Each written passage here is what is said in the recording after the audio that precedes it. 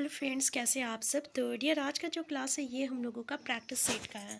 तो आज के क्लास में हम लोग प्रैक्टिस करने वाले हैं झारखंड के जीके के कुछ टॉप मोस्ट इंपॉर्टेंट क्वेश्चंस। तो देखिए, मतलब कि यहाँ पे हम लोग ना चैप्टर वाइज जो है एमसीक्यू भी करते हैं और फिर हम लोग यहाँ पे प्रैक्टिस भी करते हैं। प्रैक्टिस सेट में हर एक तरीके के क्वेश्चन रहेगा और जो चैप्टर वाइज एमसीक्यू रहेगा वो टॉपिक वाइज हम लोग करते हैं। ठीक है, हम लोग स्टार्ट करते हैं आज का क्लास। पहला क्वेश्चन देखिए कि निम्नलिखित खनिजों में से कौन सा झारखंड के बगरू पहाड़ी में महत्वपूर्ण रूप में पाया जाता है। सोना, चूना पत्थर, बॉक्साइट और तांबा। तो अगर आपको आंसर पता होगा तो कमेंट बॉक्स में ज़रूर बताइए।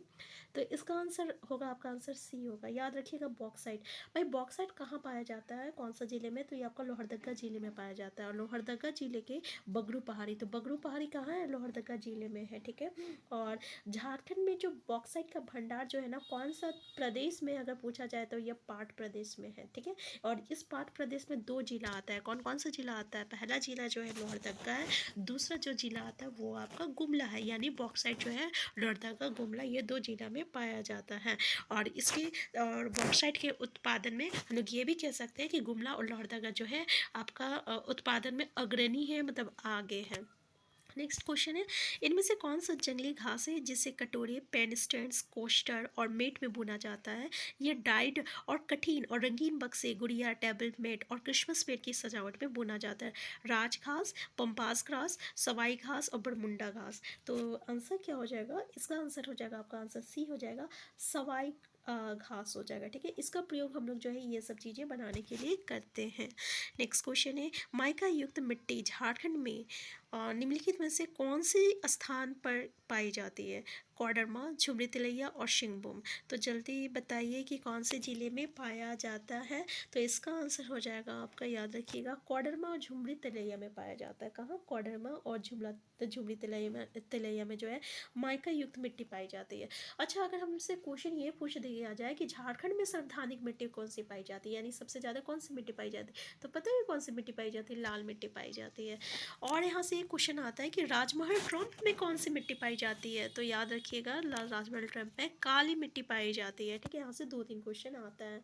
नेक्स्ट क्वेश्चन है आपका कि झारखंड भारत में निम्नलिखित में से किस किस्म की रेशम का सबसे बड़ा उत्पादक है। मोगा सिल्क का, ईरी सिल्क का, फागरा सिल्क का और तसर सिल्क का। तो कौन सा सिल्क में, तो याद रखिएगा, ये जो झारखंड जो है ना, भारत में तसर सिल्क जो है, तसर किस्म के जो सिल्क होता है उसका उत्पादन में सबसे बड़ा उत्पादक है ये। ठीक है, और तसर उत्पादन में झारखंड का जो है भारत में ना प्रथम स्थान रखता है। ठीक है, भारत में प्रथम स्थान रखता है झारखंड।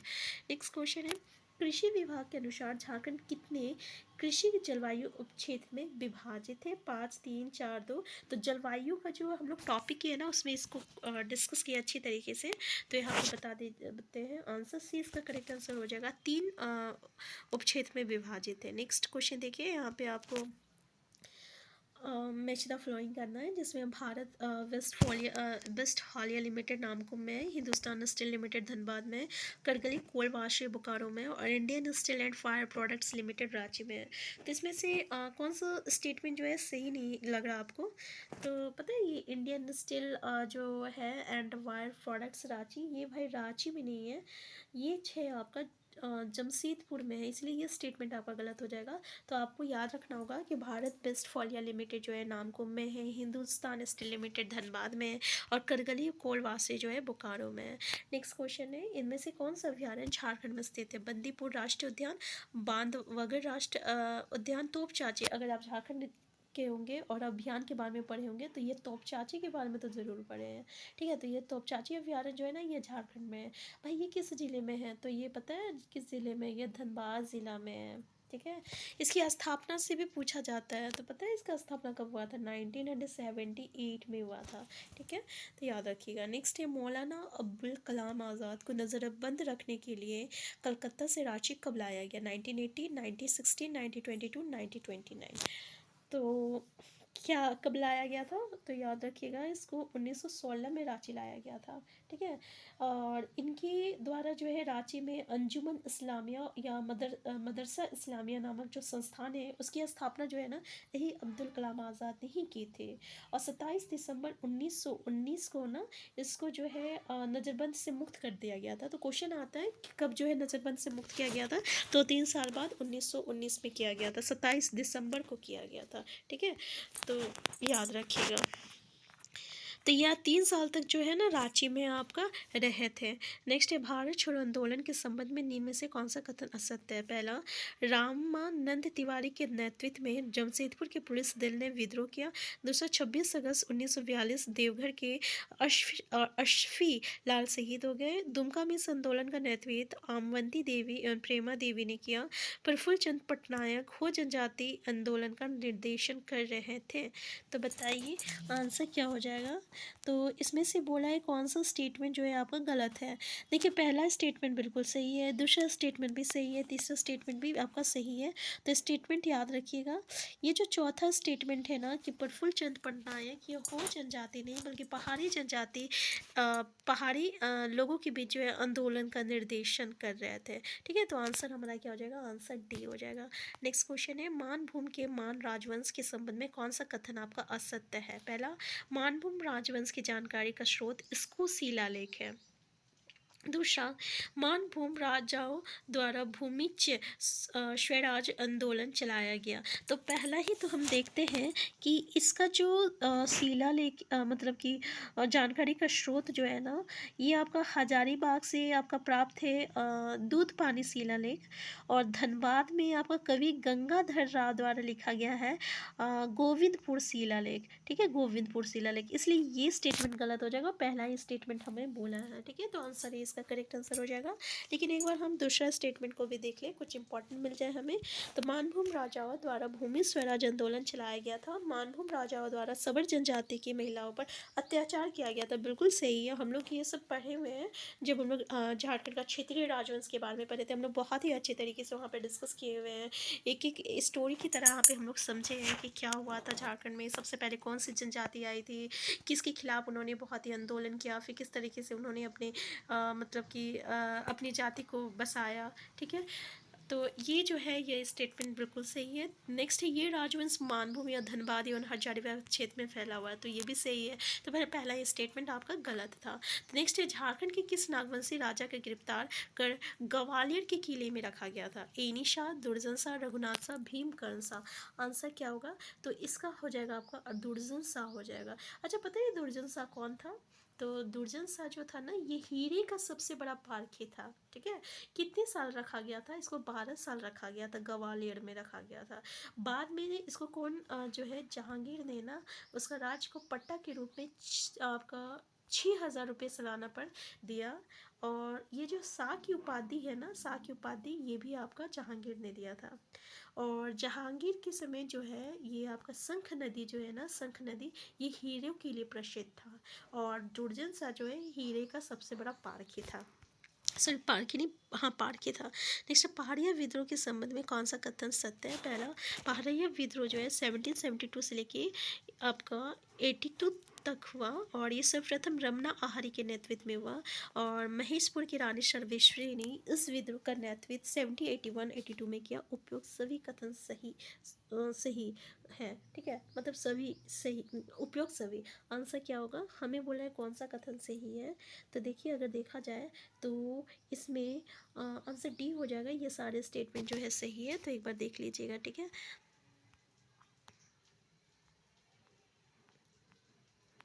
नेक्स्ट क्वेश्चन है, भूमिज विद्रोह कब हुआ था?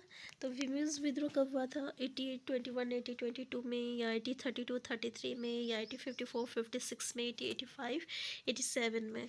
तो पता ही कब हुआ था भूमिज विद्रोह? ये आपका 1832 में किसके नेतृत्व में हुआ था भाई? तो ये आपका गंगा नारायण के नेतृत्व में हुआ था। और कहाँ? सिंहभूम मानभूम में हुआ था। ठीक है, कौन सी जनजाति? तो कोल एवं हो जनजाति ने इस विद्रोह में गंगा नारायण का बहुत ही साथ दिया था। और ठीक है, तो ये इतना याद रखिएगा। नेक्स्ट है, नींद में से कौन सा कथन असत्य है? पहला, 1946 के संसदीय चुनाव में जयपाल सिंह खुट्टी से विजयी हुए।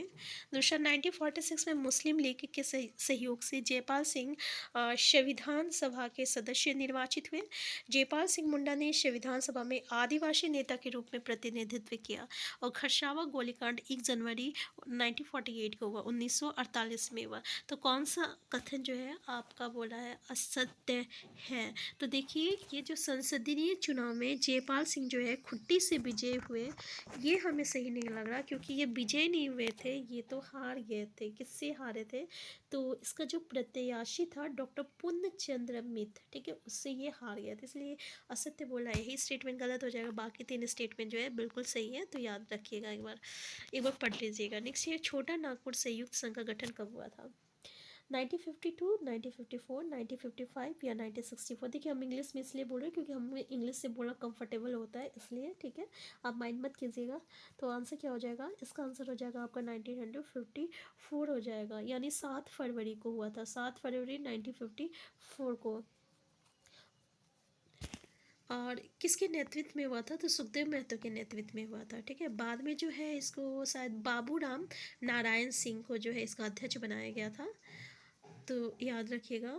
और वही अगर हम लोग बात करें तो 7 अप्रैल 1954 में क्या हुआ था कि छोटा Nagpur separation the worldly solution जो है नामक आपका 36 पृष्ठों का एक क्या कहते हैं उसको, पुस्तिका जो है प्रकाशन किया गया था, सॉरी पुस्तिका, जो कि एक पृथक राज्य के गठन का समर्थन किया था, ठीक है। तो या रखिएगा। नेक्स्ट है, रामगढ़ राजवंश की स्थापना कब एवं किसने की थी? तो देखिए, किसने की थी और कब की थी। पहला ऑप्शन है 1368 बागदेव सिंह, ठीक है, तो यही स्टेटमेंट आपका सही हो जाएगा। इसकी स्थापना जो है रामगढ़ राजवंश की स्थापना 1968 में बागदेव सिंह के द्वारा किया गया था। और हम लोग क्षेत्रीय राजवंश में ये सब डिस्कस किए हुए हैं बहुत ही अच्छी तरीके से। और ये पहले जो है नागवंशी राजा को के सामंत थे। फिर रामगढ़ राजाओं के राजधानी जो है इस प्रकार थी, जैसे कि बागदेव सिंह जो था सीसिया का था, उड़दा। फिर हेमंत सिंह बादम का था, दलील सिंह रामगढ़ का था, तेज सिंह जो था इचाक का था, और ब्रह्मदेव सिंह जो था पदमा का था, ठीक है। नेक्स्ट है, करम नाम किस चीज़ को दर्शाता है? एक पेड़ को, एक पक्षी को, एक जानवर को, एक जनजातीय समुदाय को? तो पता है करम क्या है? करम ना एक आपका पेड़ है, ठीक है, करम का एक पेड़ है, पेड़ को दर्शाता है, जो कि झारखंड का जो मशहूर पर्व होता है, बहुत ही मशहूर पर्व है आपको आदिवासियों का कर्मा पर्व होता है। इसमें करम डाल की पूजा की जाती है, तो आंसर ए हो जाएगा। नेक्स्ट, इनमें से कौन सी झारखंड की चित्रकला शैली है? मधुबनी, जादूपटिया, तंजौर, कालीघाट, सॉरी। पता है मधुबनी तो बिहार का है, इसलिए इसका ऑप्शन से हटा देते हैं। जादूपटिया, कालीघाट और तंजौर। तो आंसर हो जाएगा आपका, आंसर बी हो जाएगा। जादूपटिया जो है एक झारखंड का एक चित्रकला शैली है। और कौन सी जनजाति में? तो ये आपका संथाल जनजाति में बहुत ही सर्वाधिक मशहूर लोक चित्रकला शैली है, ठीक है। और इस चित्रकला को अगर हम लोग संथाली भाषा में बोले तो क्या बोलते हैं? जादू कहते हैं, जादू, ठीक है। नेक्स्ट है, निम्नलिखित में से कौन सा झारखंड के मलहोड़ और तांती जनजातियों द्वारा एक परंपरागत प्राचीन धातु शिल्प है? धोकरा, कंघी, ओकारा, जरदोजी। तो देखिए आंसर क्या हो जाएगा आपका? इसका आंसर हो जाएगा, आपका आंसर ए हो जाएगा, धोकरा हो जाएगा, ठीक है। नेक्स्ट क्वेश्चन है, उराव जनजाति भाषा एवं प्रजाति दोनों दृष्टि से किस जाति में आती है? तो देखिए, हम आपको बता दे रहे हैं, ये बहुत ही अच्छा क्वेश्चन है। और सबसे पहला बात, जनजाति भाषा या आपका जनजाति से आपका हमेशा जो है हमें एग्ज़ाम में देखने को मिलता है, जो कि बहुत ही ईजी है और देखा जाए तो बहुत ही टफ है। तो जो हमारे झारखंड की जो जनजाति है, ये 2 भाषा परिवार से आता है। एक आता है प्रोटो-एस्ट्रोलॉइड और दूसरा आता है द्रविड़। अगर हम बात करें तो हमारे झारखंड की जितनी भी जनजाति है ना, जितनी उराव जनजाति को छोड़कर, उराव जनजाति और आपका पहाड़िया जनजाति में माल पहाड़िया हो गया, सोल पहाड़िया हो गया, जितनी भी पहाड़िया जनजाति होगी, ये दोनों जनजाति जो है ना, ये सिर्फ आपका द्रविड़ भाषा परिवार में आता है। इसके अलावा अगर कोई भी जनजाति देखने को मिल जाए, मुंडा हो या कुछ और भी जनजाति देखने को मिल जाए, तो पता है ये आपका प्रोटो-एस्ट्रोलॉइड में आता है, ठीक है। ऐसे ही अगर देखा जाए तो उराव जनजाति का भाषा जो है ना कुड्डुक। अगर पूछ लिया जाए कुड्डुक किस में है, तो भाई उराव जनजाति तो आता है आपका द्रविड़ में। इसी तरीके से पहाड़िया जनजाति का जो भाषा होता है मालतो, ठीक है। तो ये कुड्डुक और मालतो जो है ना, सिर्फ ये दो ऐसी भाषा है जो कि द्रविड़ भाषा परिवार में आता है। इसके अलावा अगर आपको कोई भी भाषा झारखंड का देखने को मिल जाए, कुरमाली, खोटा, नागपुरी, ये कुछ भी, ठीक है ना, ये आपको प्रोटो स्टोलेट भाषा परिवार से आता है। क्लियर है। तो बस हमें तो बस इतना ही याद रखना है भाई, जो कि आपका द्रविड़ का है इसको याद रखो, उराव जनजाति, पहाड़िया जनजाति। उराव जनजाति का भाषा जो है आपका कुड्डुक है, और पहाड़िया जनजाति का भाषा जो है ये आपका मालतो है। बस ये द्रविड़ भाषा में आएगा। इसके अलावा जो भी जनजाति का भाषा देखने को मिल जाए वो प्रोटो स्टोलोइड में आता है, ठीक है। इसको याद रखने के लिए उपपद वर्ड याद रखिएगा। उ मतलब हो गया उराव, प मतलब हो गया पहाड़िया, द मतलब हो गया द्रविड़। ये जो उपपद है ये आपका उप जो है ये आपका द्रविड़ में आएगा, ठीक है।